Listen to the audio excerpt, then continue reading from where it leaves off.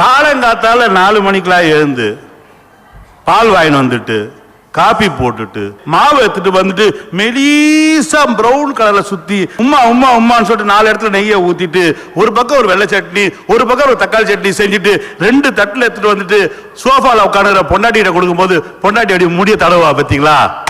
ஹாப்பியா இருக்கும் சார். இதெல்லாம் அதுக்கு கிடைக்கவே இல்லை அவங்களுக்கு. இனியவா வாழ்க்கைய வாழ்றடா உண்மையிலே. இவங்க என்ன நினைக்கிறாங்க, நீ சத்தம் போட்டு கேளு, சோத்துல விஷ வச்சிருவா சார், உங்களுக்கு என்ன கேட்க சொல்லிட்டு போடுவீங்க, நாள வாழணும். ஒண்ணு இல்லை, எனக்கு தெரிஞ்ச ஒரு தமிழ் ஆசிரியர், அந்த அம்மா மாதிரிலாம் கிடையாது, அந்த அம்மா பூரா பொய்யா பேசுது, அதுக்கு ஒரு சீட் எடுத்து போடுங்க சாமி. எனக்கு தெரிஞ்ச ஒரு தமிழ் ஆசிரியர், அவருக்கு ஒரு பொண்ணு இருந்தது, பையன் பிறந்தான். பையன் பிறந்த உடனே அந்த பொண்ணு கேட்டது, அப்பாப்பா தம்பிக்கு என்ன பேர் வைக்க போறீங்கன்னு.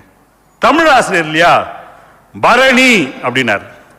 பரணினா என்னப்பா அப்படின்னு உடனே தமிழ் ஆசிரியர் சொன்னார், 1000 யானைகளை கொன்றவனுக்கு தான் பரணி என்று பாடுவார்கள்.